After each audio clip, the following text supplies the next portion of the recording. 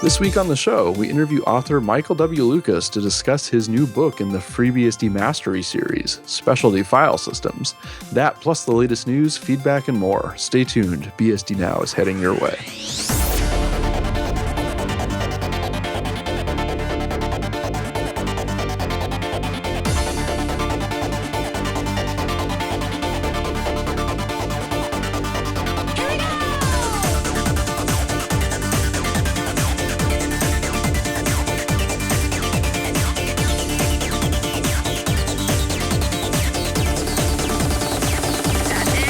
BSD Now, episode 135, Speciality MWL, recorded March 30th, 2016. Hey, I'm your host, Chris Moore. And I'm Alan Jude. Glad to have you guys with us this week. We got another exciting episode. There's going to be a great interview, which you'll have to stick around for. That's going to be a lot of fun. We always enjoy having Michael with us. But before we do anything else, of course, we need to get right into your headlines because there's some good news this week to get to. So we're going to go ahead and get started here with the big release of the week. It looks like OpenBSD finished ahead of schedule. Version 5.9 has officially landed. So that's pretty cool. Well, if they have this rigid release schedule, and that's the whole point, doing it early, what's that? Yeah, I know. You guys are screwing me up. Like, my reality is all confused now. Anyway, no, I'm sure everyone's excited. I mean, it's always better to have something early than really late. So I'm sure this is a good deal. But, of course, we have already covered a lot of the ongoing changes kind of as they've landed in current and in the tree. But now that the official release is out, it's time to bring you up to speed and kind of give you what the final list of new features end up being in 5.9. So first up, pledge support. I know we've talked about that, formerly Tame and et cetera, but now it's called Pledge, and it turns out with 5.9, they're at over 70% of userland. Utilities have now been converted to use it, and the best part is you probably didn't even notice, which is exactly what it's supposed to do. And the tools just work, and nothing necessarily has changed from your standpoint, but in the back end, don't worry, they're doing the right thing. So that's pretty cool. Looks like UEFI support. Of course, we've mentioned that on previous episodes, but UEFI support is now a thing. It's in 5.9. So if you have one of those newer laptops that's UEFI only, or some of them, we had one the other day. It was a Lenovo. I forget what model in the office, but it says it's UEFI only, but you can tell it has like the BIOS compatibility extensions installed because it switches the screen resolution and whatnot when you turn it on. But then the BIOS is so crappy, there's no option to change and say, I don't want to boot UEFI, right? It's just I always hate the laptops with the BIOS where like half the options are taken. I was looking at like a Dell server and they're like, why are half the options missing? Yes. So, if you have one of these poor, unfortunate laptops with the crippled BIOS, no sweat. If you're an OpenBSD fan, you can now run in UEFI natively and not have to worry about it because, I've definitely seen that can be a pain. And support for GPT is vastly improved as well. The many advantages to GPT over MBR, including larger than 2 terabyte partitions, but also just the ability to have 128 partitions instead of 4. And lots of other stuff. So their installer is updated to accommodate that as well. And soft RAID volumes can use GPT partitions now. Ooh, nice. Well, another thing, you may not think about this, but the less utility was replaced with a fork from Illumos, which of course has been further improved upon landing in OpenBSD. So I guess we have 2016, we have a new less, mark it down. So that's exciting. Of course, we've covered this, but XenDOM-U support. So OpenBSD, of course, 5.9 will play nice in the cloud now and has various support for running properly over an Amazon EC2 and whatnot, so should work a little better there. On the X11 front, Broadwell and Bay Trail support has been incorporated, so if you're on, again, a newer laptop, you should be good to go. Let's see, what else? Okay, so network stack, of course, some of the initial support for SMP has landed there, and there's the caveat that this is still ongoing, so by no means complete, but things are starting to happen. So if you want to start playing with some of that and seeing what the first SMP-aware network stack and OpenBSD looks like, this is your release. Also, lots of big news coming about that in the next story.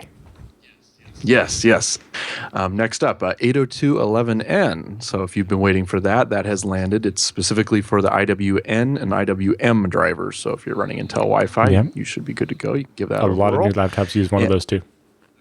That's right. That's right. And that's good for all of us BSDs, I think. So, in addition to support for UTF-8, it looks like most of the other locales have been ripped out. So it looks like only C and UTF-8 are left standing in the wake. So I good to know. That's anticipate good to many see. angry Russians. Maybe a few. So we'll see. But still, that is neat to see that they're doing that. So all in all, it looks like this is going to be a solid release. There's plenty of new goodies to play with. So it's time to go grab your copy now. I think the pre-orders are up also for the DVD or CD sets. This will be the 39th CD set and the 40th release via FTP. That's a lot of releases. Great. Well, that is fantastic. So keep up the good works and congrats to the OpenBSD development team. Okay, so with, of course, OpenBSD 5.9 just landing, we now have some interesting work already showing up in current. So specifically, we have a new routing table code, ART, has landed. So we have the quote from the commit here. I just enabled ART in current. It will be the default routing table backend in the next snapshots. The plan is to squash the possible regressions with the new routing table backend. Then when we're confident enough, take its route lookup out of kernel lock. Yes, this is one of the big steps for our network's SMP improvements. In order to make progress, we need your help to make sure the new backend works well on your setup, so please download the next snapshot, report back. If you encounter any routing table regressions, of course, make sure you cannot reproduce it with the old kernel and include the output of route-n show, etc. Yes, with both the old kernel and the new kernels, so they compare. That's so they compare. So he says, I know that simple DH client-based setups work fine with ART, so do not flood us too much. It's always great to know things work, but it's also hard to keep focus. Thank you very much for your support. So I guess there you have it. If 5.9 is already too stale for you, there's new stuff you can start playing with in current right now. So that's really cool. So yeah, definitely give those a good, especially if you do any kind of major networking with OpenBSD. I'm sure they're going to be interested in hearing how this breaks or fixes things. Yeah, I know a lot of people run routers and so on that maybe will have more advanced routing tables than your typical laptop type setup. Yeah. So I think they'll get some good results from that. Okay, well, great. Well, take us to our next story, Alan. I guess we have a new product out there. This is a new open source project, I guess, called Fractal Cells, which is basically a suite of stuff that you can install on a vanilla just installed FreeBSD to turn it into a software development environment for building the next big app or web service or whatever.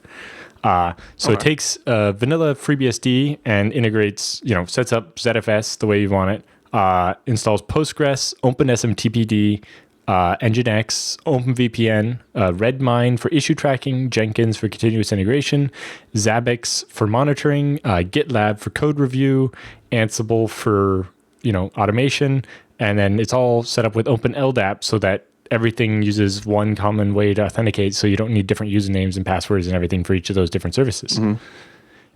That's pretty nice. Definitely. Yep, and it's all up on GitHub under a 2-clause BSD license, so you can modify and contribute back and help build this. But it basically provides all the tools and infrastructure you need to, if you're just trying to write the next app or whatever, maybe you're not an expert FreeBSD user, and this just gives you all the stuff you need to, you have a web server and a database and a mail server and everything you need to start building the next web service or application or whatever it is that you want to build. Well, it's kind of like a development environment in a box, but I think it's, like you said, it looks like a bunch of Ansible type stuff. Yeah, it's all, and so it even sets up the config files for you, and it's all set up so it's easy to automate and to extend yourself by adding more Ansible scripts and so on. I think it's a really interesting way to make it easier for people to start building new things on top of FreeBSD without maybe first having to become a FreeBSD expert to figure out how to install Postgres and Nginx and everything first. Especially, configuring OpenVPN and everything. So I wonder if the next step will be to have like an ISO or something where it's like just install this directly and don't even have to, bypass all the initial boot. Yep. Maybe that's the. Sorry, your audio cut out there, Chris. Oh, I was going to say, I know it does say that 30 minutes and you're up and running, but maybe an ISO or 5 minutes and you're up and running might be the next logical step. Yep. So, cool. Okay, so moving on here. So what is it Linux Secrets has to do with FreeBSD? What are they doing there? Well, they have a giant tutorial here on using EasyJail. That's cool. So it starts off kind of explaining what EasyJail is, and then showing how you can install it using PKG or from ports. It kind of shows you what you get with it. Creating the base jail template, which is basically an install of FreeBSD in a directory, and that's made read-only and you reused for each jail. So if you have 10 jails, you actually only have one copy of the base operating system so that you don't waste a lot of space. Especially back in the day when space was at a premium, maybe that was extremely useful. But it also means when you go to upgrade the version of the OS, you update it once and all your jails are already updated and you don't have to, apply the patch 10 times, once for each jail, and maybe miss one or something. So it's very handy. Definitely. Yeah, that's pretty cool. So let's see. I'm just looking at the places, the tutorial. They use a bunch of, cat, EOF? Yes. So etc. A little archaic. To switch the shot so you guys can see what I'm looking at. Okay. So when you look here, you can say they do this kind of 3-line thing in order to allow you to echo this one line into your rc.conf. If you just use sysrc and then the setting they have in the middle line there, it will do the same thing and it'll be much nicer. And for example, with the cloned interfaces, you might already have some or something. With sysrc, you can use plus equals and it will append the new one to the end of the list instead of clobbering the old settings. Nice. But yeah, so they go setting up a mail server here, and then you see that generates a config file, which you can edit. Shows how you can use multiple IP addresses in a jail by just comma separating them. Although there's one extra trick they don't cover in the tutorial that I added. Normally when you specify the IP address for a jail, it assumes that IP address is already set up on your machine as like an alias on one of your interfaces or whatever. If it's not, one of the cool things you can do is if instead of specifying just the IP address, if you put the interface name like EM0 or IGB0 or whatever your network card's called, then the pipe character, and then the IP address, the jail framework will alias that IP address when the jail starts and unalias it when it stops. So the IP address will just be added and removed to the machine only when the jail's running, which can also help with the problem of, with regular jails when you're not using vimage, if you SSH to the jail when it's not on, you'll actually hit the host, which can give you the scary SSH keys warning or whatever. Yeah. You have to put single quotes around it in the command line when you're using the pipe, because normally pipe means something else, right? But yeah, it's a great way to do it. One of the things I like about doing it that way is then if I pack up a jail and move it to a different machine with like EasyJail archive, then I don't have to deal with manually removing the IP address from the old machine because I always use the auto alias thing. As soon as the jail starts, it gets its IP address on the right machine, no matter which machine I've moved it to. Yeah. And like I said, you can comma separate the list of IP addresses. Although for the interface thing, when you do the comma separate, you have to include the interface for each IP address. So it'd be like EM0 pipe IP address, comma, and then maybe EM0 again, or maybe a different interface like EM1 or LO1 pipe in the second IP address. And it's very cool. So I guess you noted here, it looks like this might be an update of an older tutorial because there's some old references like PKG underscore. Yeah, so I haven't seen one of those. Yeah, when you're at the top and it shows output of like brand new package and it's using the latest version of EasyJail. But here at the end, when you're actually configuring it, they package underscore add bash. And I was like, right? Yeah. So I think this is, was only posted last month, but I think it was maybe updating an older tutorial and they missed one of the changes. Or maybe the person was just Googling like how to package install. Well, because they package installed EasyJail at the top and did it the right way. So I think it was maybe just an update. And then the other one here is when they run EasyJail start and stop and so on with the individual, like starting and stopping one jail. Instead of having to type this whole path, you can just do service EasyJail start space a specific host, and it will start only that one instead of all. Or if you don't specify, it does all. And then it talks about how to back up a jail. If you're going to do tar, the EasyJail archive command is very nice. It does it all. Yep. Or you can use dump to do it while it's happening, and you can use snapshots. If you're using ZFS, it's very nice. That's one thing they didn't cover in this as well. After you install EasyJail, if you edit the easyjail.conf and tell it where on ZFS to put itself and to use ZFS, it will use ZFS either. You have the option of controlling whether the base jail and everything is ZFS or not, and then whether each jail is ZFS or not. And it's very nice with ZFS to be able to just do snapshots and replicate and all the nice things you can do with jails. Okay. Well, good deal. Well, it's good tutorial, and it's nice to see more of these showing up in Linux sites as well. So we want to see some more of that. Oh, you want to do containers? Do it right. Yes, do them right with proper jailed systems. So none of the C groups crap. Okay, well, that wraps up our top headlines for the week. So before we get to our interview, of course, we got to mention our first sponsor, which is going to be DigitalOcean this week. So, of course, DigitalOcean's website is digitalocean.com. Come on, how self-explanatory is that? But you should be going there. Yes. Is the whole point of this, right? Go there right now. Create your account, start rolling droplets. You know, if you are any kind of Unix guy or Linux guy, you know, they got you covered. They can do Linuxes, they can do BSDs, etc. Yeah, it's every BSD now. They can throw everything. Yes. Yeah, you can throw pretty much anything up there. So, and it's pretty awesome because now you have a place offsite to do things like that's where I run my Mumble server, or that's where I run a backup mail server. Well, even Fossil, for example. Even for Scale Engine, where we have our own hosting facility and stuff, we needed somewhere offsite to put our status page where we could post notes and maintenance announcements and stuff, so that, you know, it's like, oh, our control panel is going to be down from this time to this time. It's like, well, we can't post that in the control panel because it'll be down. Right. You need your fail well page. Exactly. Right? So we have a page for that up on DigitalOcean, and it's like, well, we need a backup mail server. Let's put that over there, because at $5 a month, how do you argue with that?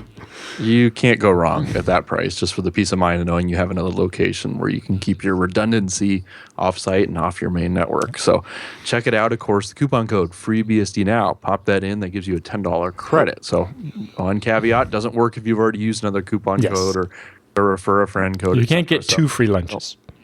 Yeah, you don't get 2. You get 2 months of free lunch, but not 2 free lunches. That's right.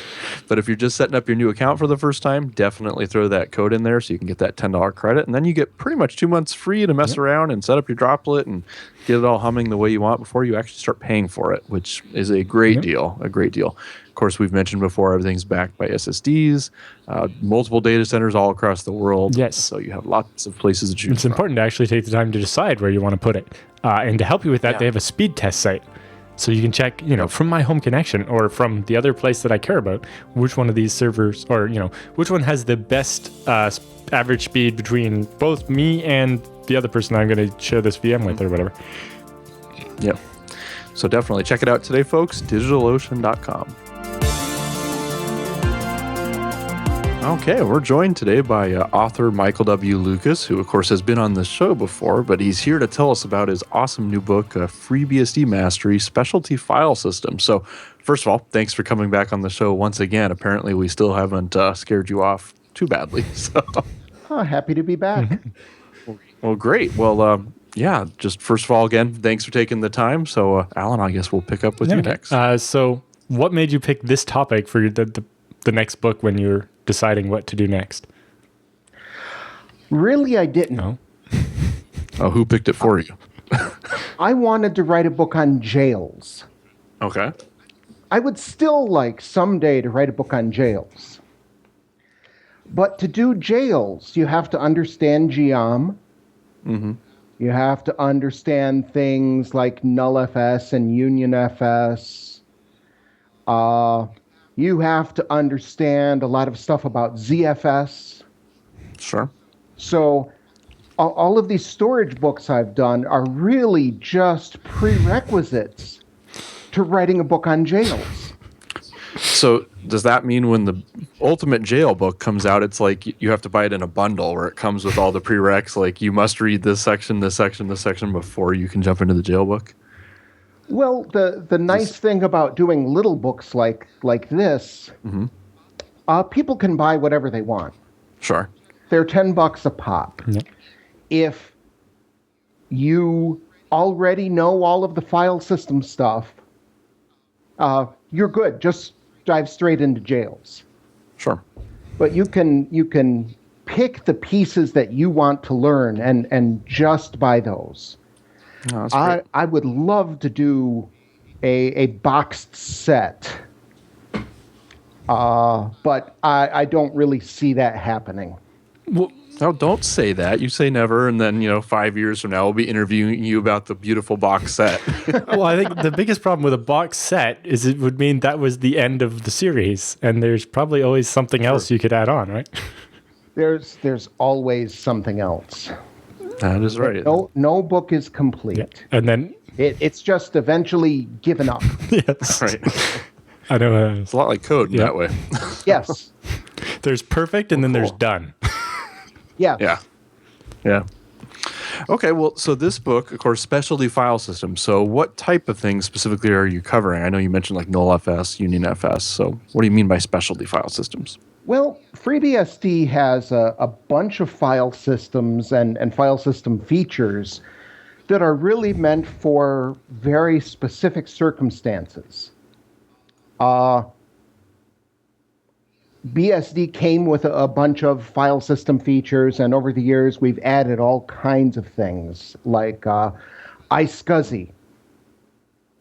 Whoops, I hit the trackball. Okay, you're still there. No, we're still here. We see you. Okay. Things like iXsystems, HAST, the SMB client, memory file systems, all of these things. If you need them, they are absolutely vital. But there's almost nobody needs all of them. Sure. They're different in that everybody who runs FreeBSD really does need to understand UFS. They need a decent grip on ZFS, depending on how they're using FreeBSD. There's DevFS. I would throw nullfs in there. That's I don't know. Like if you're a sysadmin, for example, like you just kind of need to know how nullfs works, in my mind. Right. I got away for many years without using nullfs. And then I hit a problem that needed it, and I wish I'd learned about it 5 years before. Sure. Yeah. It's in some cases, it's just much cleaner than, a symlink or something. Right. Yep. So as you were going through the book and researching all these different specialty file systems, which one do you think was the most useful one that you maybe didn't know about before you started working on the book? Well, most useful. I would say, for me, memory file systems. Simply because they've changed many times. Back in the day, like FreeBSD 2.0, when I first used memory file systems, you had to be careful with them because they never released memory. Ouch. And eventually your memory disk could exhaust the system memory. And then they made some changes sometime in the last 20 years, and that's no longer an issue, but we also have tempfs now. So we have two different memory file systems. They're both useful for different circumstances, and nowadays you can't exhaust your memory unless you deliberately configure the system to allow that. Right. Sure. So there's not so much inadvertent foot shooting, it's more deliberate at this point. Oh, yes. FreeBSD is happy to let you shoot yourself in the foot. It has no problem with that. But yeah, as before you kind of partition, this much my RAM is going to be this RAM disk, and that was that. And then we kind of went to, swap backed ones where you go, well, we have this much RAM, but, maybe it's actually in swap because we don't have that much RAM. And then, right. You have tempfs where it's like, well, I don't have to decide how much space I need before I start. I can just start using the RAM, and maybe there's a limit and maybe there's not. Right. We'll find out the hard way. Yes. Well, cool. Well, hey, while you were researching all this and started writing the book, did you find any file system that maybe you couldn't come up with a use case for? And if so, if you say anything that involves fuse and the ports tree, you're cheating. Because that's probably too easy. But there are many things every file system was written because somebody had a use for it. Now, some of these file systems like MQFS, I'm really glad that I never had a use for that. But in talking to other people, how they've used some of these things, everybody is really glad. Sorry. The people who need the file systems are really glad that they exist. Sure. Even something like MQFS. So explain for our users exactly what that does.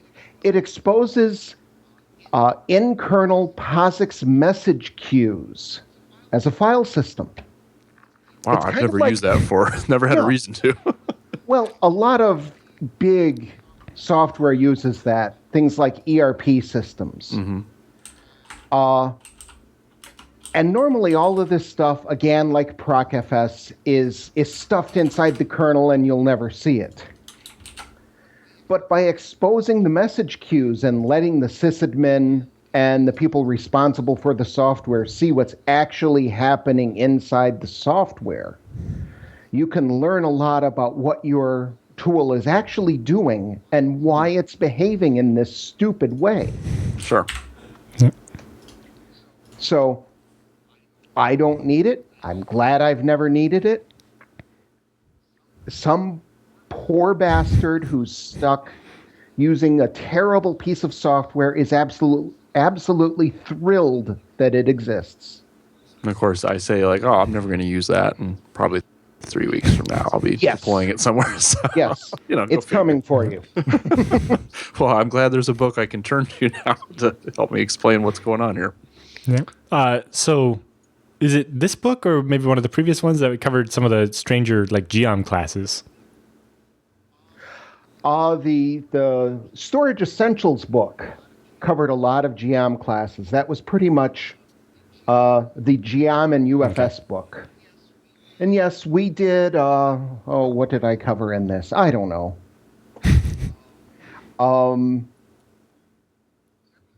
Several different types of geom RAID, Jelly and GBDE, which is another tool I'm glad I never have to use.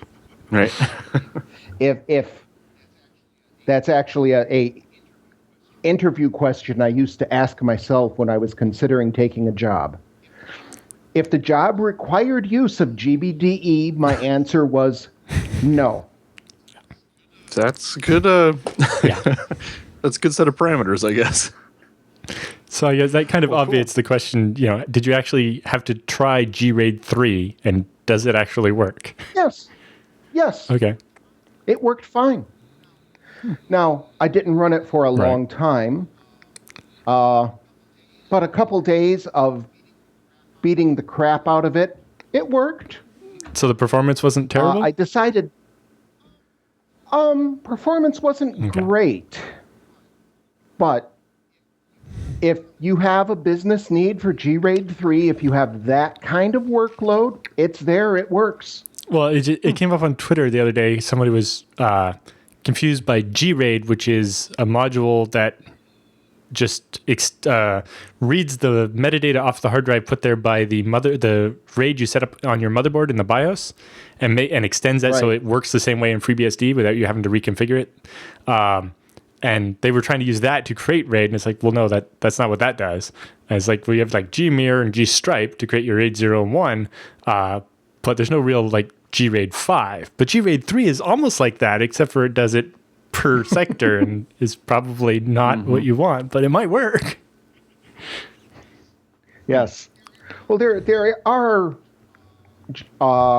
GRAID 5 modules in ports that work fairly well, that people have reported good results with. They don't quite mesh with the FreeBSD tree as they are last I checked. Okay. Of course, it's been a year since that book came out, and everything has probably changed completely since then. Yeah. And then it'll change again in another 4 months when 11 comes out. So absolutely. Time for another revision of the book. Okay, well, how about when you're doing the research for this book? Of course, FreeBSD is known for good documentation, but when you're really looking for something, no amount of docs is good enough. You need more. So was it hard to find information on some of these more obscure or older file systems? Well, some of them, yes. And some things simply aren't very well documented. Surprisingly, features like MQFS were fairly well documented. They're simple, they do a single job, and they do it well. But then you look at something like NFSv4 access control lists. The standard document for that is the RFC. Ooh, Ouch. that's not easy reading. No. No. And it's 130,000 words, which, roughly speaking, is one of those, medium-sized, thick fantasy novels that you see in hardback. Printed out, you could use it to stun oxen in a slaughterhouse. Sure. Whack! Done. So, and it's written in pseudocode. Yep. So the tagline for your books ought to be, buy Michael W. Lucas's stuff. He reads these docs so you don't have to. I've considered that. Actually, John Hickson was extremely helpful with that. Oh, hey, that's good. Yes, he does a lot of NFSv4 ACL support for iX. And what I wound up doing is I tried to write that part of the book so that when a customer called with an NFSv4 ACL problem, he could sell them the book for me. Right. Well, you see, it's all answered right here clearly in this book. And let me send you the Amazon link. Done. Yes. It's just hard to believe that the RFC would be like 1 2/3 the size of both ZFS books put together. Yes. It's a scary document. I did go through parts of it. I'm sorry. The problem is, yeah, I'm sorry too. Right. Parts of the spec were actually written to play nicely with Microsoft Windows file sharing. Which, if they had decided that they were going to be 100% compatible, now that would have been fine. Sure. But instead, it's 100% compatible plus extra Unix gravy. And so once again, we have two similar but incompatible protocols. Fantastic. Or like Yes. What's the the worst that could superset happen? of the pair of them, so it doesn't quite work nicely with either. Yes. Yeah. So yes, John was incredibly helpful with that part. I should probably also, and I've never heard his name spoken aloud, so I'm probably going to butcher it. But Edward Thomas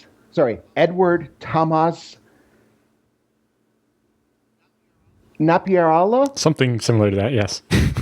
Yes, it has the L with the bar through it. It's like Polish.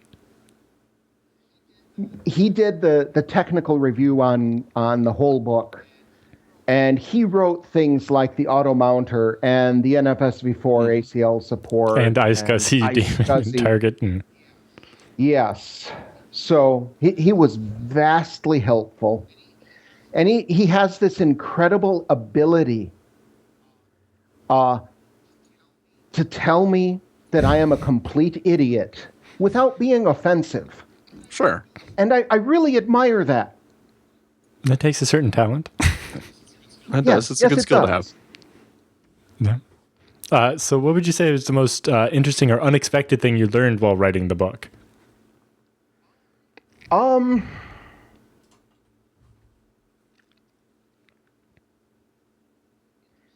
Interesting or unexpected?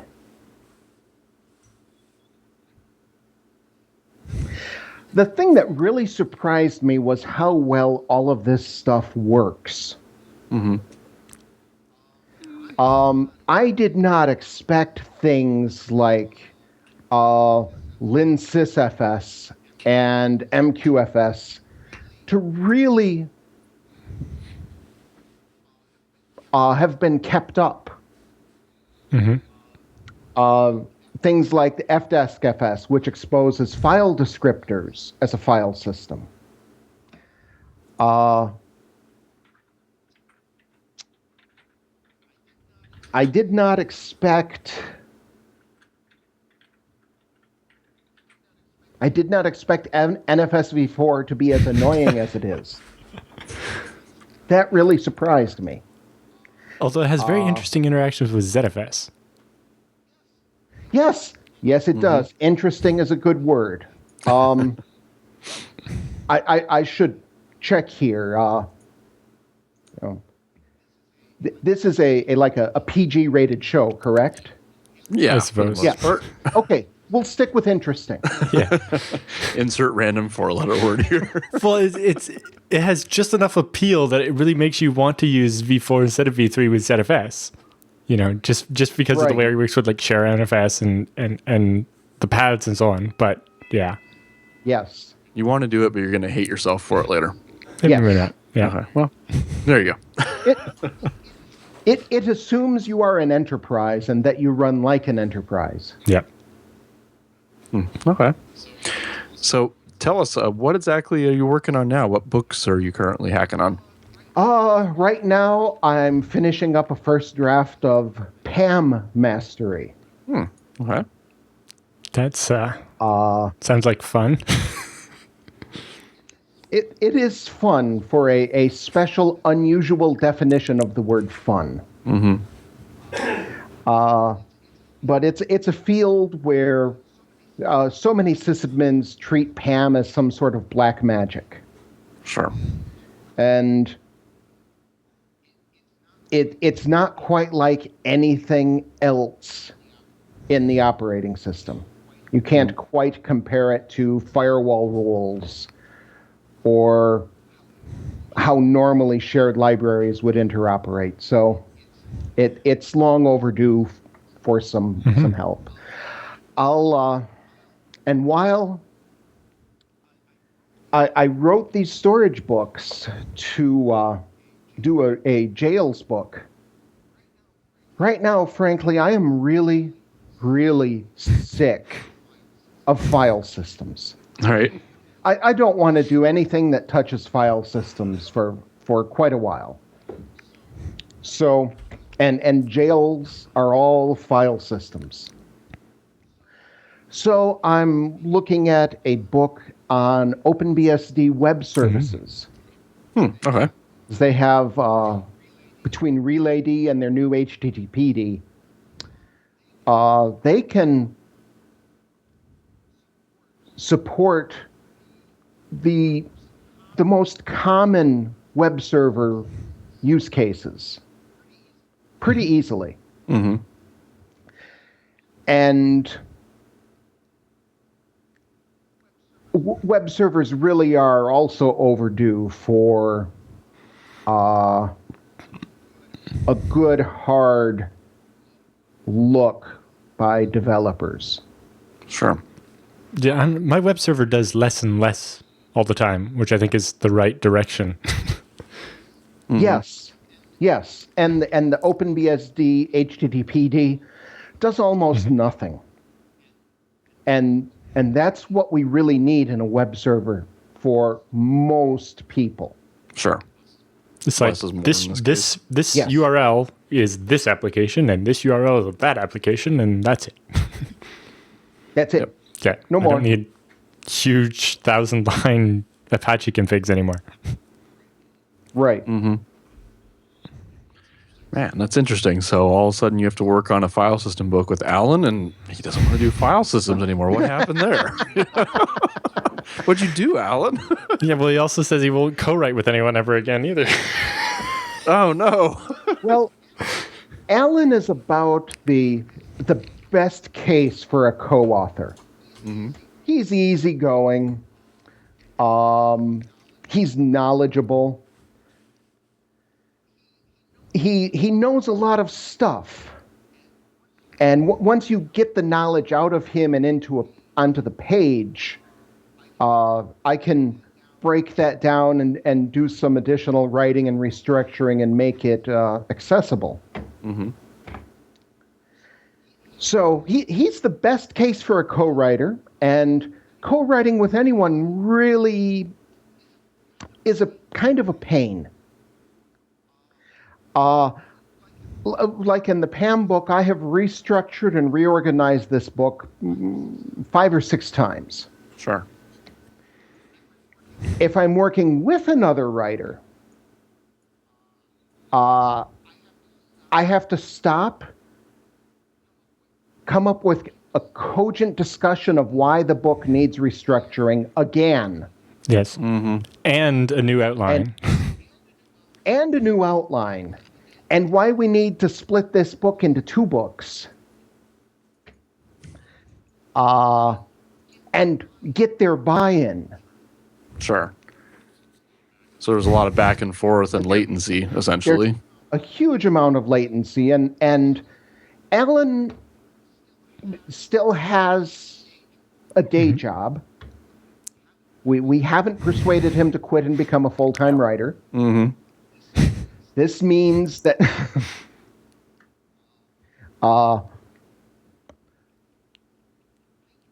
things, I know when I was a full-time sysadmin, a server crash at ODark 30 meant I didn't do any writing for the next week.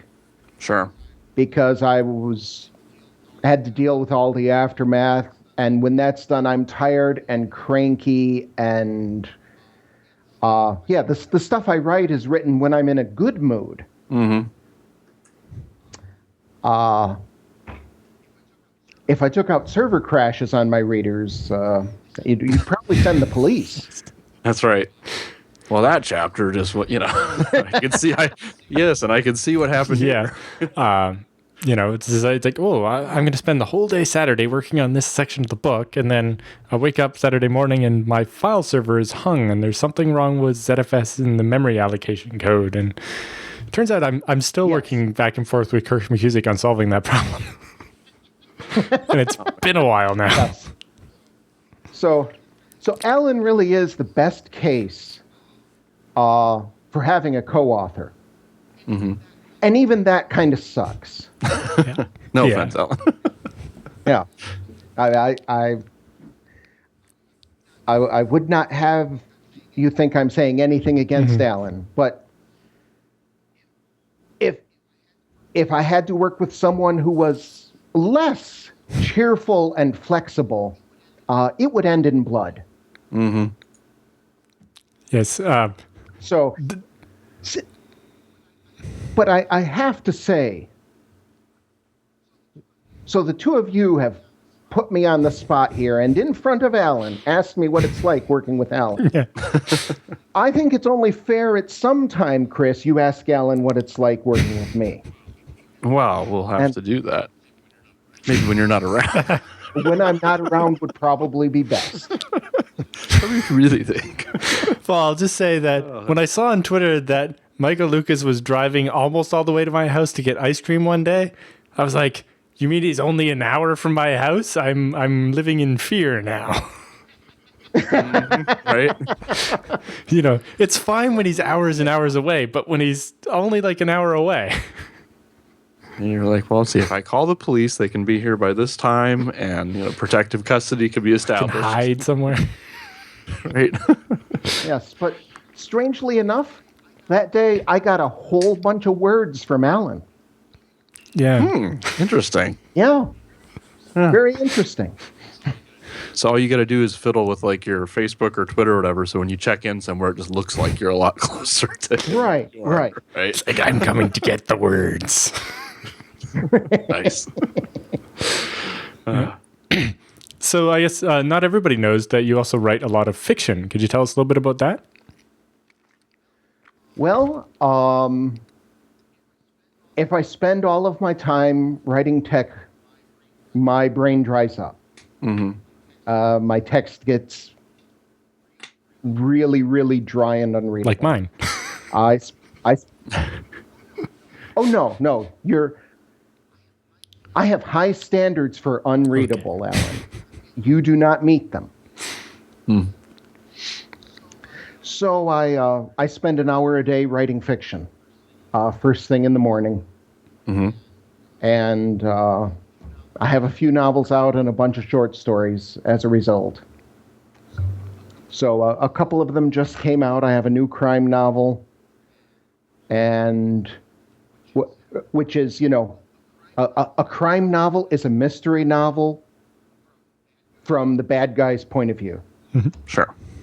And a new science fiction novel that's a part of a series. So that's out there. Go take a look. I just split my fiction off in its own website. Okay. So it looks like I'm kind of schizophrenic now, but you can actually find things I've written. Oh, that's cool. It's an improvement. Yeah. So I guess you want to tell cool. people how they can get a hold of your books, both fiction and nonfiction? I have two websites, michaelwlucas.com for the tech books, and michaelwarrenlucas.com for the fiction. Okay. I use two names so that they are separate in bookstore listings. Just makes because otherwise someone might think Git Commit Murder was a tech book on how to use Git. Yes. Well, if people did an Amazon search for Git and came up with that novel, which is what I'm writing at the moment, it's basically if Agatha Christie went to BSD Can. So I would not be hurt if there was overlap there. Sure. But frankly, I'm surprised that there really isn't a git commit murder command. Because there's git everything else. Why not? Yes. Seems like the logical At next step. AGBSD Con, I learned about Git re. Contributed by Hans Weiser. I don't know. That one was Brooks Davis is some way to like rebase, something, other something. Yeah. Wow. All right. Well, we got to switch gears just a little bit. Tell us about another thing you do, which is being on the BSD Can program committee. What exactly is, what happens with all that? Well, a few different things. Most of the year I go along blissfully ignorant. At some point, Dan sends out a call for papers, and I go, oh, crap. I need to set aside some time to review papers. I then forget about it again.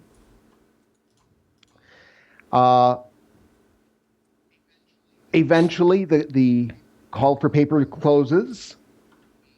Dan tells us all to go review the papers that people have submitted. And I say, yeah, I have to do that, and forget about it again. And then about 2 days before the review period is done, Dan sends out a note saying we have 2 days to review the papers. And I go, oh, crap. And I go through and start reading papers. You see a lot of interesting things come through there. Some papers that we get are just wildly inappropriate. There's always one or two Linux submissions that have kind of had a bit of BSD tacked on. We have now and then someone sends, a 2-line proposal. And we have to get back with the submitter and say, look, give us something to make a decision on. Do you hammer them over the head in that case? Like, come on, dude. Really? Send us more. No. If someone doesn't want to give the committee what they need to make a decision on the paper, then the decision becomes very easy. The decision becomes very easy. Too easy. BSD Can now has 4 tracks, and we have every year we have more papers than we can use. That was a big change starting last year.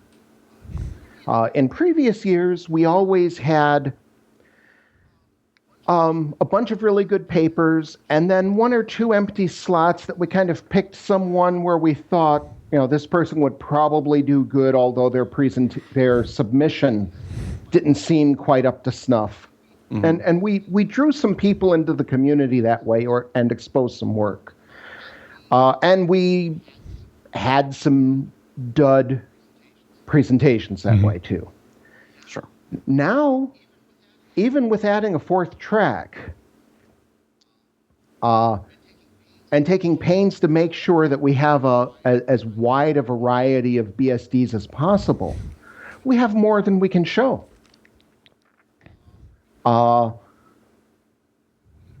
We could have probably added a third day to BSD CAN this year. Do you think that'll happen down the road? I actually wouldn't mind that at all. Well, it's like the Sunday is very underutilized. Every other conference, you don't go home till Monday, so most people will be fine with it. I would be okay with that, but it's right up against PGCon. Well, not this year. This year, PGCon's still in May. Oh. I've never been to PGCon. I remembered that as I think Dan's master plan. I think this year's the first year they're not back-to-back. Well, they moved BSD CAN, which was, I'm sorry, there is no they. Dan moved BSD CAN. Right.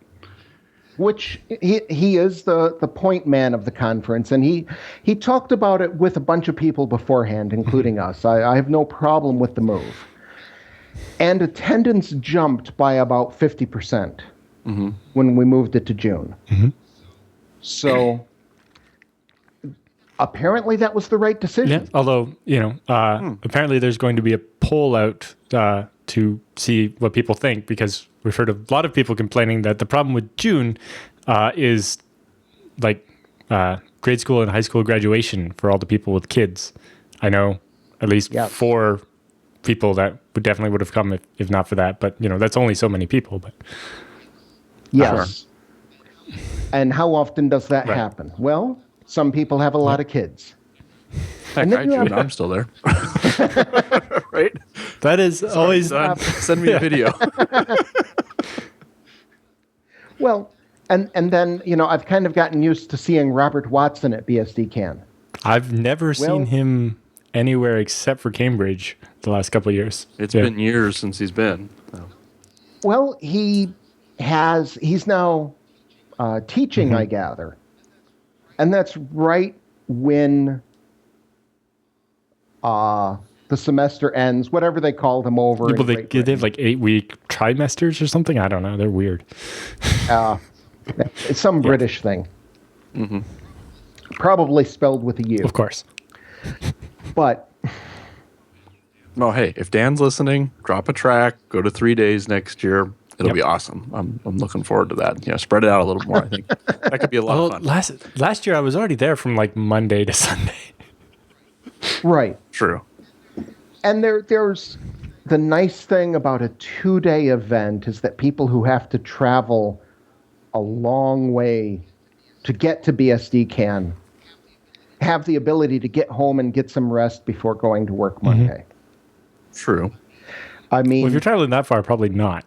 Like, if you leave Sunday morning, you're not going to get home until Monday anyway. And I always figured you wanted more time there to adjust to the jet lag, too. But that's just me. The people who fly from Japan, yes, they're pretty much doomed no matter what. I am always amazed that Sato-san and Goto-san look so awake.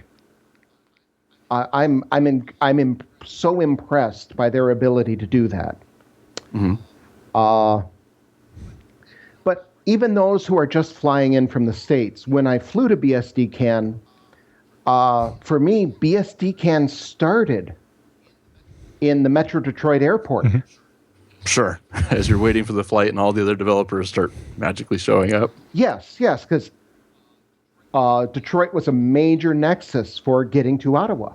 And that's probably still happening, but I now have the time to drive, so I do. Yeah, lucky.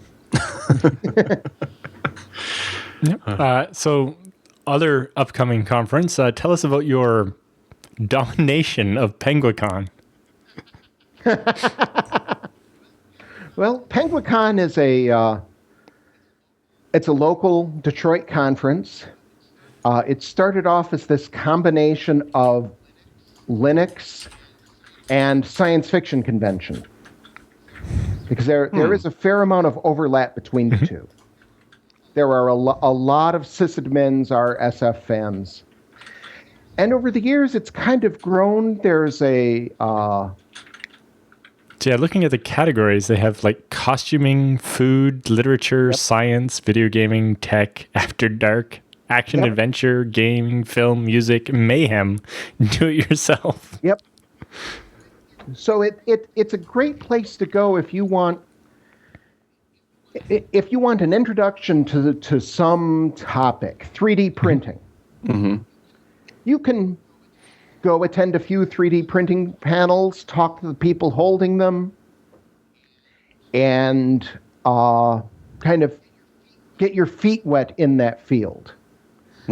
So I was guest of honor there, one of the guests of honor. They always have 5 or 6. And I was vastly impressed by how well the convention is run. I mean, any conference looks good on opening day. Sure. Where you really see things, where the organization really shines, is the last day. And when I was guest of honor, they took incredibly good care of me. I was spoiled rotten. Oh, hey, that's always a good thing. Yes, it is. I came to they not only bought me a room, my wife and I showed up, and there were chocolate chip cookies on our pillows, fresh baked, and a box of little geeky gifts, like a pocket watch with a transparent case so you could see the gears moving. That's awesome. Yep. Gaming dice, all sorts of fun little bits like that. And on Sunday, as this convention that has occupied the hotel is running down, and the staff is staggering around looking like, they're veterans of the psychic wars. And the convention is still running perfectly, even with the staff totally exhausted. They do an amazing job with, harassment has been a increasingly noisy issue. It's always been a problem, but it's getting more and more awareness. They do an incredible job of dealing with that sort of garbage. Even with things like, there's a drunk guy in the panel, let's get him out of here. Wow, they have bouncers for the talks. This is cool. Not only do they have bouncers for the talk, but they make the person being bounced like it. Right. Okay. It totally amazed me. So this year I'm going back. I sent in a bunch of proposals. It turns out I'm doing 10 events there. Oh, man. Well, Did you submit 10? I submitted quite a few thinking that they would take their pick. They took their pick. Yeah. It was all of them. But, Sorry. Yeah. I guess when I give talks, the room is usually fairly well filled.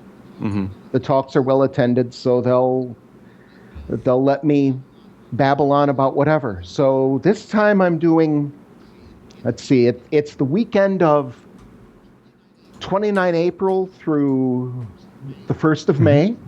Sure. And these talks will not be recorded. Aw. I'll be in Well, Germany. I won't. Otherwise, I would. I was actually looking at going, but some of these I expect I'll be giving again. But the nice thing about talks that are not recorded is I can try things I might not try elsewhere. Yeah. I can also run through material that I expect will be filmed later. Sure. So I'm doing a talk on PAM, a talk on ZFS. It's in the States, so it's Z. A talk on networking for systems administrators. I did a book on that was well received. So a Tarsnap, which is the only commercial thing I'm covering, but Tarsnap is really cool. Sure. I'm doing BSD operating systems in 2016 because there is news. yes. Things like OpenBSD's pledge and the demise of VAX. Yes. Just heartbreaking. And one tech thing I'm doing that I'm looking forward to is a senior sysadmin panel. Yes. That looks really cool. A bunch of people who have been sysadmins for 20 years or more. Okay, you're just making me jealous that I'm not going now. So, Well, there's an easy fix for that. right? It should be something we do. Yeah. They have a facility set up for podcasters, so you could do Ooh, a show from the con. live, Alan. Yes. I'll be in Germany doing the open source data center conference. No, not this year. Next year. Next year. We plan ahead. We plan. Okay. And I actually used to work with the guy who's coordinating the podcast thing, so I can hook you up. Make sure we get the nicest booth. Please. Yes. So I'm also doing 3 tracks on the lit panel, three panels on the lit track. Social media for writers, shameless acts of self-promotion, and self-publishing, Nice. which has turned into kind of a Penguicon staple. So, and I'll be giving my first ever fiction reading, Nice. Okay. which promises to be one of the quietest events at the con, but what the heck. Well, I'm hoping that still, goes well neat. because what I want is, audiobook versions of your fiction. Like Cory Doctorow does a podcast of reading parts of his book. Well, I think while he's writing it, but even just the finished one. He's a braver man than I am. Well, maybe you'll get braver by doing these public readings. Well, I know a lot of authors who do that, and Cory Doctorow, he really is a remarkable guy. And one of the ways that he is remarkable is that he reads his own work well. Sure. And so many authors do it badly and don't realize it. So, Okay. Okay. Well, cool. Well, hey, if you're going to be in the area, try and make it out and see Michael W. Lucas. That sounds like it'll be a lot of fun. You'll have 10 opportunities to see him at various talks. So. Yeah. Okay. Well, as we wrap up, Michael, anything else you want to mention real quick before we close it out? well, I do have one question. Uh-oh.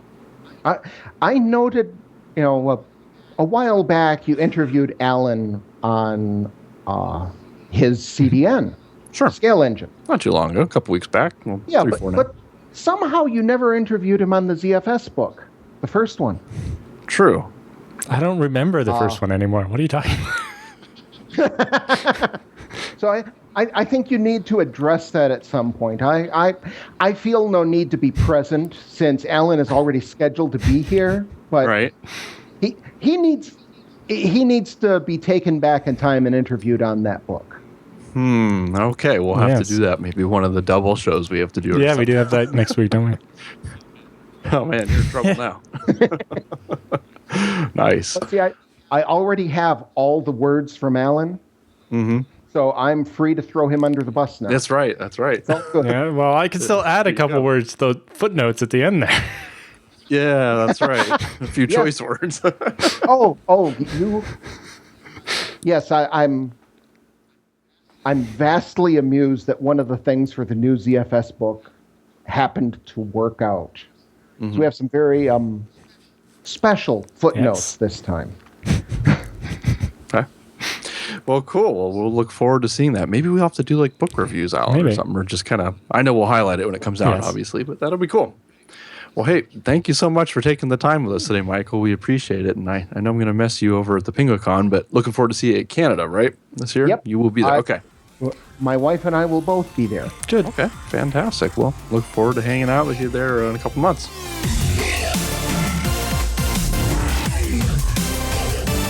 Okay, special thanks to Michael, of course, for coming on the show and spending the time with us. Of course, we look forward to his future books, and we might have to do a review of that or cover that in a little unique way. That can be fun. So, especially when your book comes out with him. Yes. Which we hope will be done in time for BSD Can.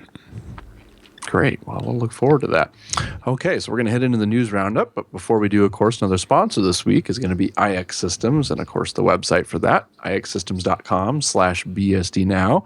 I mean, if you've been any kind of listener of this show or even just infrequently, you've heard us talking about iX. They've been with us since day one, I think. Pretty close. It's been pretty darn close. So, of course, iXsystems is still doing awesome stuff. I know they've been teasing some things on Facebook. Yes. There's some mystery items coming out soon. So next week we'll be able to talk about that. Yeah, the week after. So we're getting there. I think it's the April 4th. Right, but we'll check it out. But soon. So just I think that is next week. But a little bit. Yep. Yeah.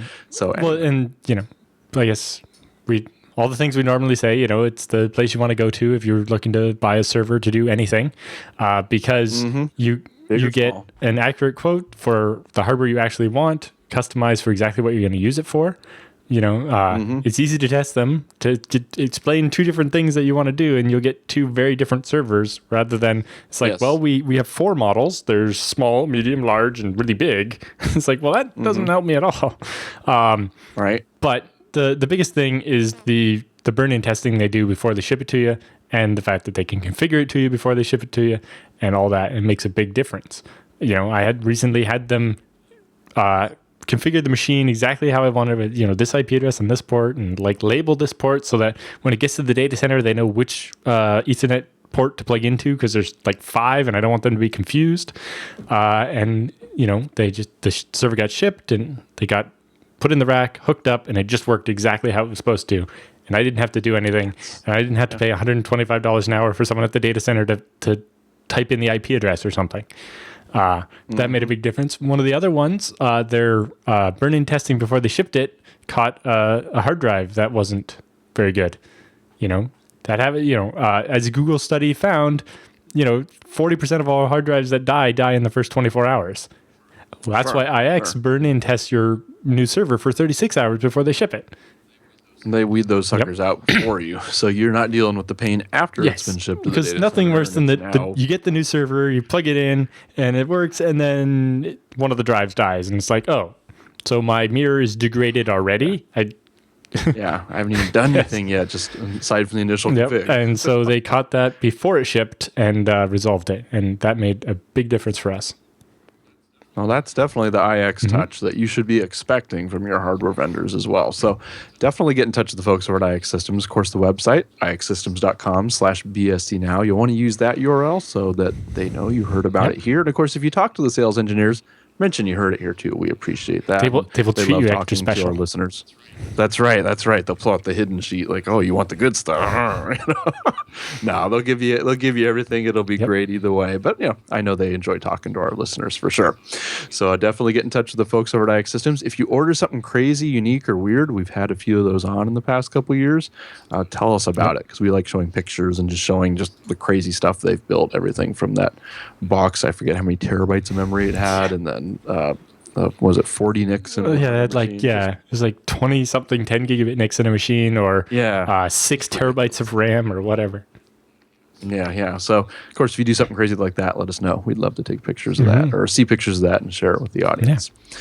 Okay, well, let's get right into the news roundup here. So first up, we have this is kind of an interesting one that throws me back, but just setting it up here. So of course, the Dreamcast So much promise, so much potential. And if you're still holding on to your beloved Dreamcast and hoping that someday Sega will re-enter the console market, well, just give that up now. It ain't going to happen. But in the meantime, you can do something more interesting with that box that's taking up space in your closet. We have a link to a GitHub repo where a user has uploaded his curses-based slideshow for the upcoming Fort Wayne, Indiana meetup, which, of course, aside from the novelty of using a curses-based slide setup, which is pretty neat, he has the source code and everything there, the presenter's also displaying them from his beloved Dreamcast, which, of course, I mean, obviously it runs NetBSD 7, which is pretty darn slick. So, of course, the slide source code's now available, which you can view or compile and run it yourself to find out details about how we got NetBSD bootstrapped and up and running up on the Dreamcast, which if you have one of those, maybe that would be another good weekend project. Yeah. Okay. It's good to see more BSD user groups. Yes, it is, for sure. I know we're trying to set up our Knox one now at the moment, too, so hopefully we'll have dates announced for that here in the near future. We're still looking at locking down a venue. Cool. Okay, so next up we have OpenSense has dropped a new release on us. So you want to tell us what so this is the new release 16.1.7, although they're already talking about a 16.1.8 in the notes here. But it's fixes some session timeout problems with the captive portal, fixed errors not properly being reported with the firewall rules that you can adjust. They changed the categories for the proxy stuff so you can decide what's allowed and what's not and so on. And they've changed some firmware setup. Fixed an overzealous upgrade run when the package tool only detected a change of options to make it do less. They also fixed the binary update patch for going from 15.7 to the new 16.1 packages. They removed some NTP settings from the general settings menu and put it somewhere else. They also let only root access the status.php as it leaks too much information about what's going on in the system. And a bunch of other interesting things. The big one is in their development release, they're working on the OpenSys-stable package set. So if you're interested in testing, you should check that out as well. So it looks like in the anticipation of nightly builds. Yeah. So, okay. That sounds neat. Okay, so what is this? We have a review in tech, or no, your book's in tech review. So tell us where exactly that's. So this article is a slightly older post, but Michael and I finished the first draft of the advanced ZFS book, and so then sent it out to FreeBSD developers and OpenZFS developers asking for feedback and tech review, saying, make sure we didn't say anything that's actually not correct or anything like that. And we got lots of feedback from people. The most interesting thing was the number of people who I consider as being experts at things who commented that they were surprised that they learned something new by reading the draft of the book. And it's like, well, I hope they all didn't learn the same new thing and it's actually wrong. Right. Well, I didn't know it did that. Oh, well, it doesn't. But even when Josh Petzel's like, yeah, I learned something new reading it, and then provides feedback on a bunch of the other stuff, it's like, how? Whoops, what? Right. Yeah, but ZFS is so big, nobody can know it all, I suppose. But that was. So the tech review just wrapped up, and it's now been. All the changes have been integrated and it's been sent out for copy editing. So now, an English major will yell at us repeatedly. Yeah, that's right. It's like, is that even a word? Yeah.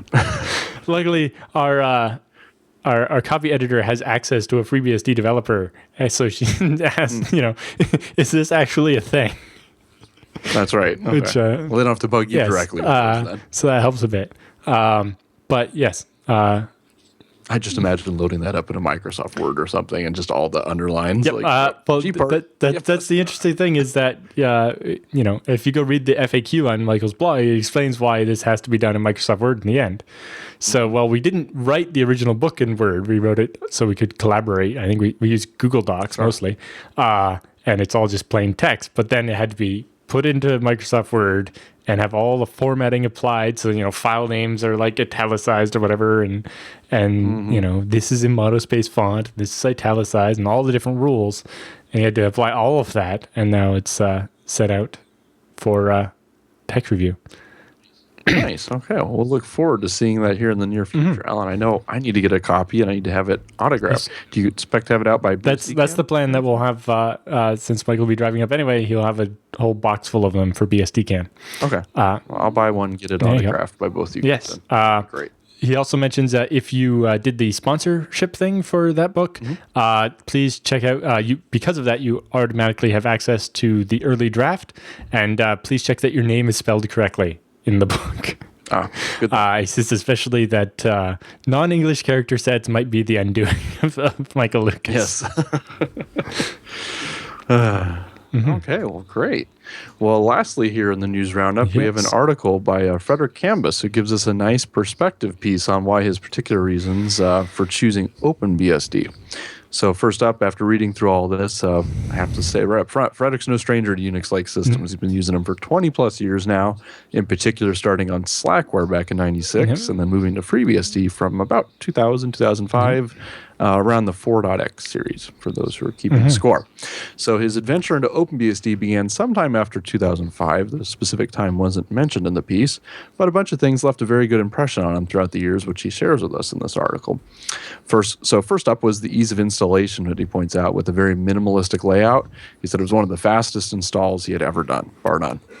And he said, of course, second was the extensive documentation, which extends beyond just man pages, but into other forms of documentations, such as things like presentations, papers, other things you might find floating around the net, which, of course, just improves the overall documentation picture. Yeah, I think the FreeBSD site could do a better job of collecting all the papers that are presented by developers like Undeadly does.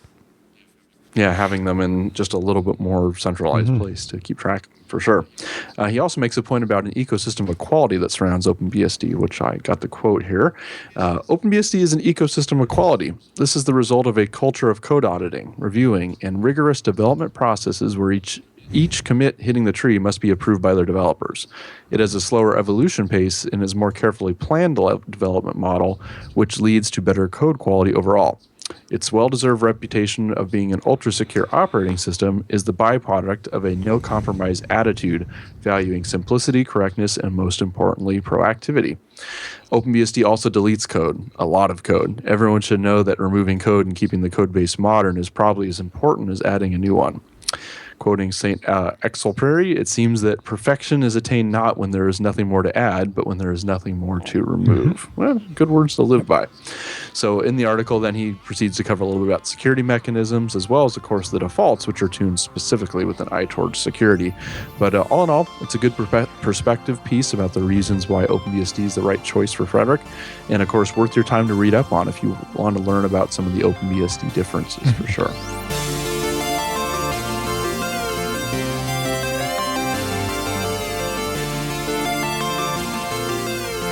Okay, so we got a bunch of beastie bits to get to, and of course, your questions and feedback from the last week.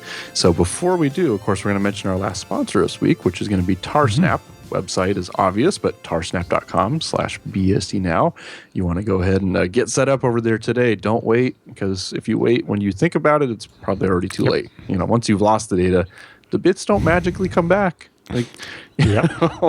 It's gone, right? So let's be smart. I know a few weeks ago we had somebody tell us, it saved their bacon, but they wish they had backed up more.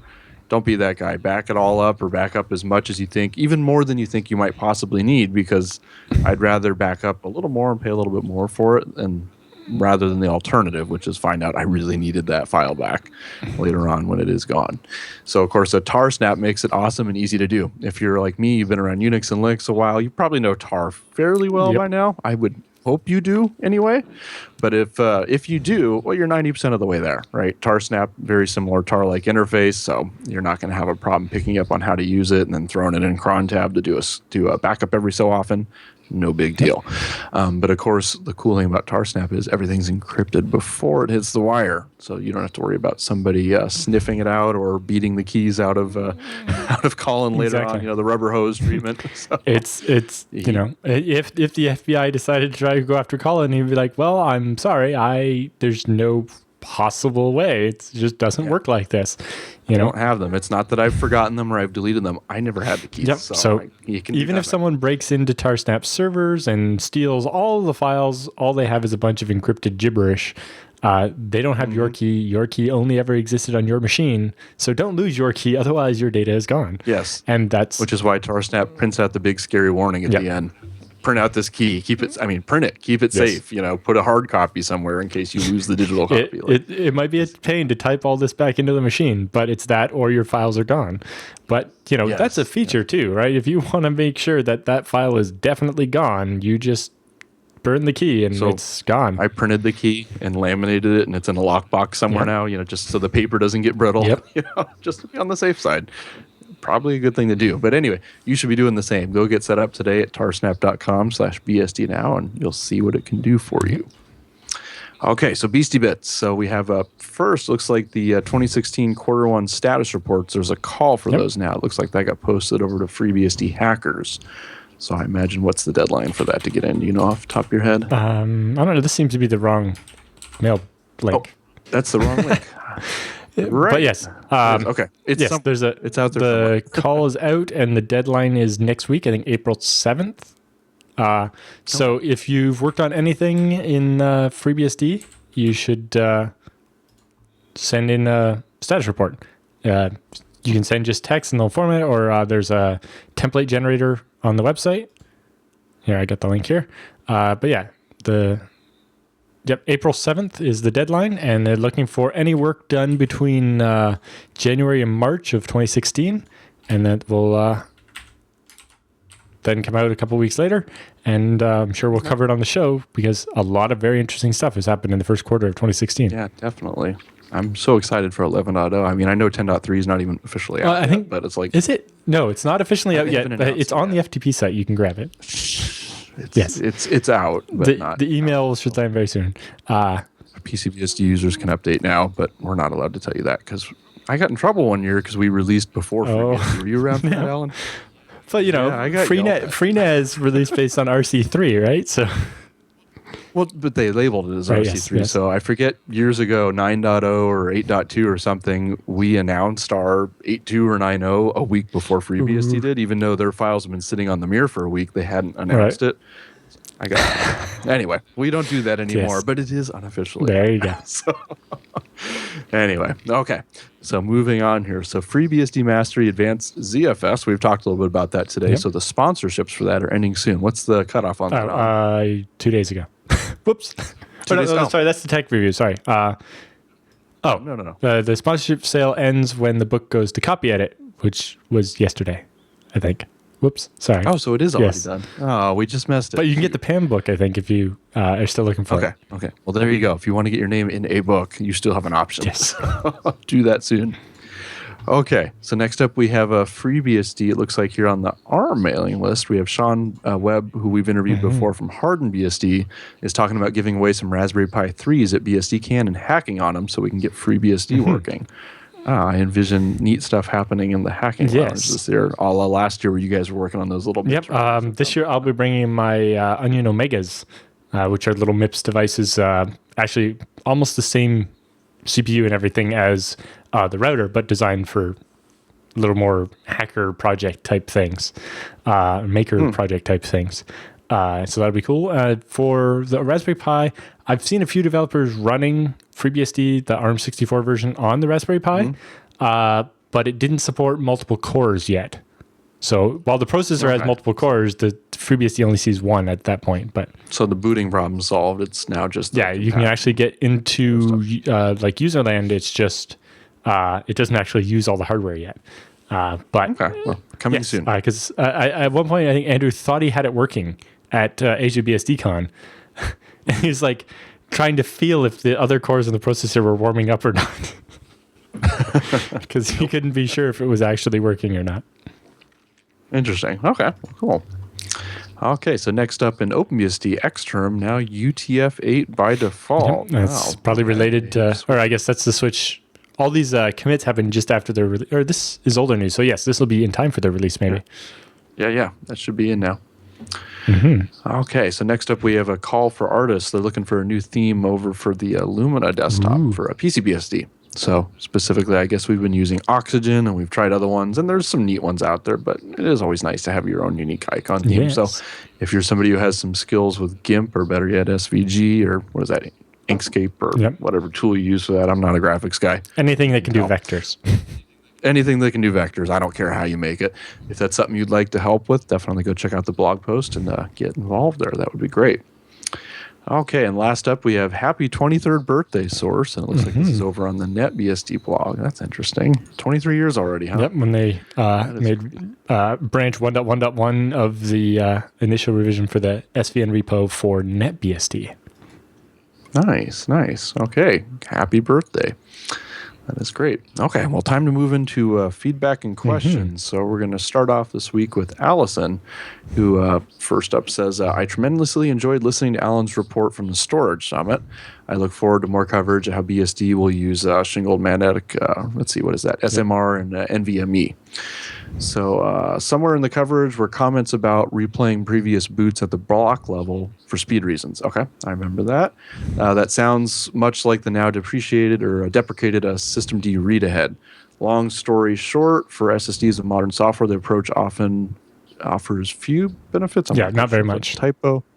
Okay, but note the loaded words. For rotating media with giant statically compiled applications, of course, read ahead is quite useful.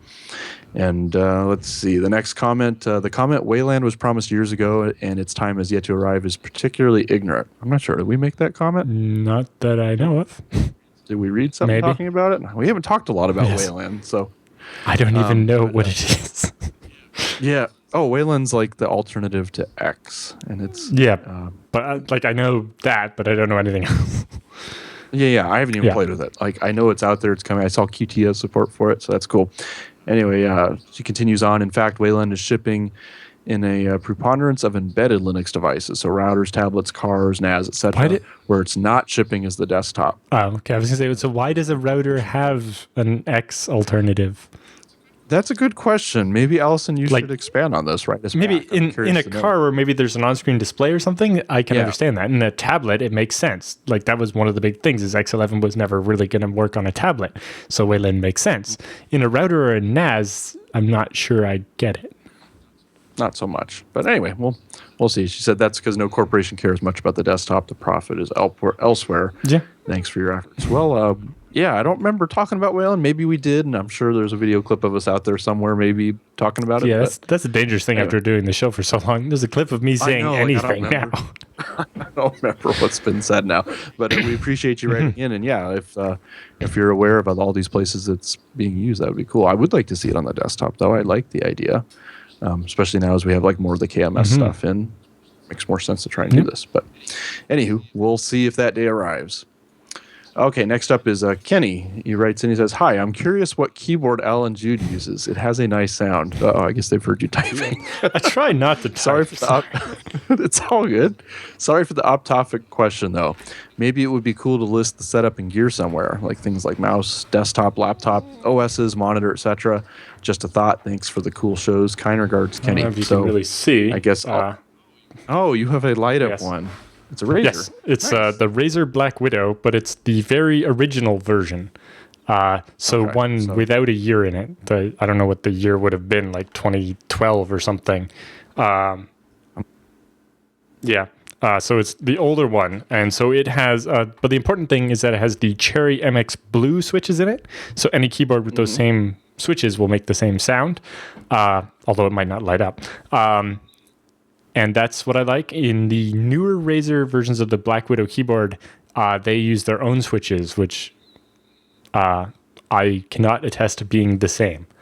But, the night in Japan when we went to Akihabara, I always go to the keyboard aisle because they have test keyboards with each different color of switch, and you get to try the different ones and see what you like.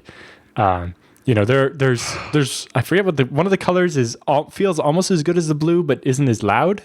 And that's some people like that. And then some of the other ones are just mushy.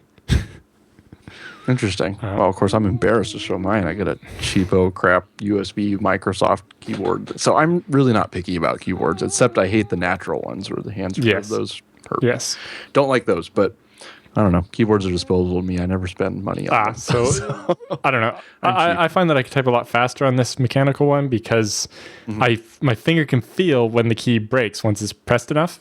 And then I can let go and go into the next one. I don't know. Sense. My mouse is on this computer is the only one that's special. I have the like Logitech G600 or something with a full number pad on the side, basically. But that's for playing MMOs. I don't really. It doesn't do much on BSD. Like you press the buttons and it will type numbers. Gaming gigabyte mouse just for the extra DPI. Yeah. It just feels nicer on the 4K But, screen. I don't know. Maybe it's just a feeling or it's a placebo, but I like it. For laptops, I have the Lenovo T530, which is Ivy Bridge, so has Intel graphics that work under FreeBSD even before the recent patch. Sure. And I have the second battery on it, which isn't really necessary, but means that I get like 7 to 9 hours of battery life instead of 3 or 4. Sure. And then I have 2 X220s that I use for doing science. Because I'm used to the newer keyboard on the T530, I'm not as gaga about the older keyboard on the X220s, mostly just because I'm not used to it. Sure. But I'm on the X1 Carbon. I know I've showed that off in previous years. It's still Broadwell, so no video support on FreeBSD yet. But the SCFB driver does everything I need just fine. It doesn't suck as bad as Visa. So I'm pretty happy with that. Yeah. And then OSs, we both run FreeBSD. This machine that I do the podcast on is Windows because the video software requires that. And it's also where I play video games. But, when I go to work every day, it's free PCBSD actually, desktops on all 3 of the machines in our office. Yeah, I'm running PCBSD 10.3 actually. I just upgraded yesterday, which is interesting. I did it from the office, not at home, and I did it all remotely. So I'm waiting for a few minutes for it to reboot, because it has to do a couple reboots during the upgrade process, right? Is it going to come back? Is it going to come back? This is the first one we've done. It came back. Oh, yes. I had to do that with like 100 machines. It's like, it's taking a long time. It's like, right, that one's got a RAID card. It takes a little bit longer. Yeah. There's always that scary moment because you're sitting there pinging and no response. No response. Yeah. I love the feature of ping where it can make the console beep when it does get a response. So you set it there and then you're adjusting things, you wait, and then did you just like ding, ding. It's like, yes, it's working. It's working. It's a lot. I use that when debugging my router sometimes. I was like, all right, so here's a machine that can't reach the internet. Have it ping the internet with audio, and then I'm adjusting rules until it finally starts going. Nice. Okay, well, we should get the next question here, which Ben, is Ben. Ben writes in about IPFW. He says, hi, guys. I've seen IPFW3 mentioned around the mailing lists, and I think I understand that it's a new implementation of IPFW on Dragonfly BSD. I'm not 100% clear on it. Originally, they were going to call it IPFW2, not realizing that what FreeBSD has is actually IPFW2. It was rewritten, I think, for FreeBSD 5 or 6 by Luigi Rizzo, who went on to do NetMap, and got a lot of improvements. So Dragonfly calls their IPFW3. We're hoping to get an interview with Bill. I forget his last name now, that's doing all the work on Dragonfly, and maybe answer the question, is this just derivative work of IPFW2 and just adding to it and expanding it, or is it, a complete rewrite? Dragonfly's network stack is quite a bit different, so it's not clear how portable it would be back to FreeBSD, so maybe we could import that IPFW3. But I know some of the work he did for being able to sync the dynamic state of the firewall, he said should be very portable, so that'll be interesting. So I don't know what the differences of IPFW are yet compared to FreeBSD's IPFW2, but hopefully we can find out at some point. Well, hopefully we'll make some news about it when things land, and as a release comes out, I'm sure we'll get some details on it for you. And it's glad to see it would be cool. Getting lots of love. Mm-hmm. Okay, I'll let you take the next one too, Alan, since I took the first one. So Brad writes in, and he's said he's been doing ZFS send pipe to ZFS receive backups to a USB drive, and he's noticed that his Samba and NFS are stalling when that happens. He says, I try to copy a file, and the transfer completely stalls for a long time, then has burst for a couple seconds and stalls again. And he says, then VMware drops the NFS share, saying it's down, and everything on my desktop that uses a network share freezes while these backups occur. And he says both services are working, but are extremely long stalls and slow speeds when they're doing that. He says he watched zpool iostat and saw that Samba only worked while ZFS was reading from the source, and then stopped when it was writing to the destination, and I couldn't do any other ZFS stuff. He says, his iSCSI's evals continue to work perfectly fine. Neither the source nor the destination file system have Samba or NFS shares mounted from them.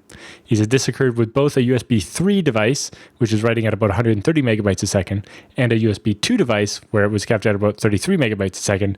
So he doesn't think it's throughput saturation because it didn't change when he give it 3 times as much bandwidth. After emailing back and forth, we figured out the problem was when he was doing the ZFS receive, he was actually ended up mounting the file systems that are received on their original paths because he's mounting or replicating the properties as well. And so he was ending up replicating from his hard drives to the USB device, and then the file systems on the USB device were mounting in the same place over top. And so then all of his attempts to read were actually coming from the USB device. And we know that trying to read from a USB stick while writing to it is very slow. And so he's figured out what to do about that. The best bets for those are, there's a couple things. If you do your receive with -U, it shouldn't mount the things, and that'll solve it. The other thing is, especially if you're just mounting an external pool to do stuff like this, if you use the alt root property, and it will basically prefix all the paths with like /mnt or /backup or whatever directory you set. And that way, even if they are going to mount to the same paths, they'll have this prefix and they won't have the collision there. And so that was the problem he was having. And then on to something different. He says, yes, if we know if FreeBSD will get the write back mode that Nexenta's ZFS is apparently getting.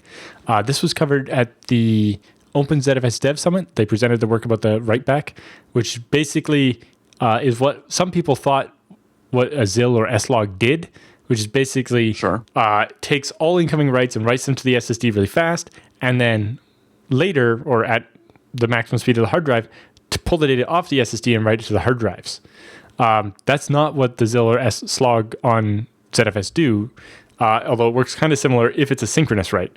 The write back cache, the main point of this is if you have a workload where you're going to get a lot of writes really fast for a couple of seconds and then traffic drops down and then you're going to get these bursts, the SSD can allow you to receive that at full speed, even though that's faster than your hard drives can write. But the average is still going to be slower than the hard drive, so you can actually still eventually get it all written out to hard drive.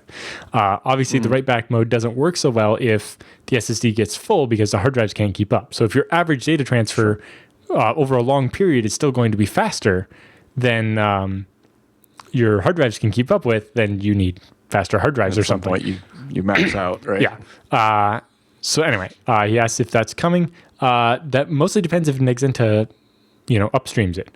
Yeah, likely they will, and so it'll go into OpenZFS and be pulled into FreeBSD. So we look forward to that when that happens. Okay, well, great.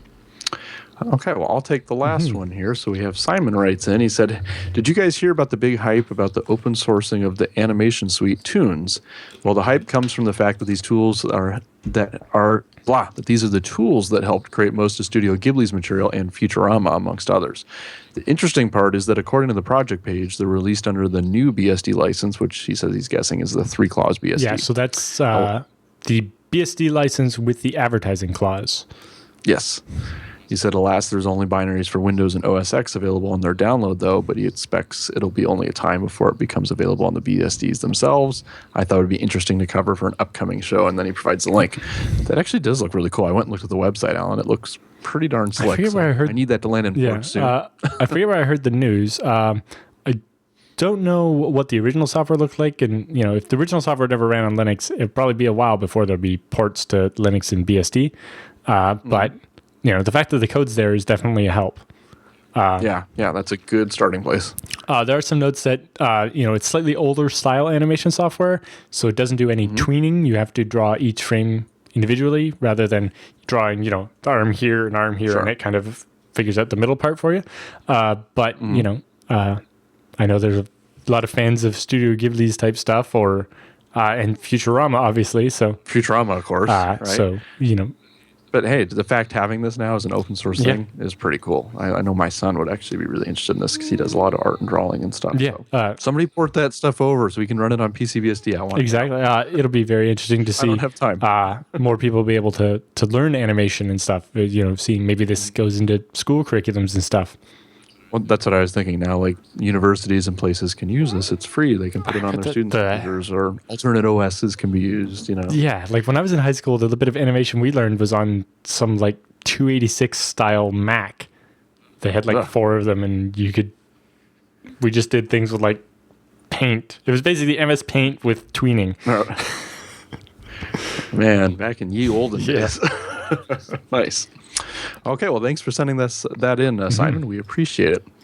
Okay, so as we wrap up the show here, the usual stuff, guys. Send your questions, comments, show ideas, or topics, or if you found a story, something floating around the net, try and send that in. We actually incorporate a lot of those in each week's episode, and we appreciate that because a lot of times we're not all reading the same sites and seeing the same links and whatnot. So do send it in to feedback@bsdnow.tv, and only send it there because we may not see other places, Twitter, Facebook, who knows what else? Reddit, YouTube. And the next, you can leave comments on anything anywhere nowadays, and we don't necessarily see we can't aggregate all of that.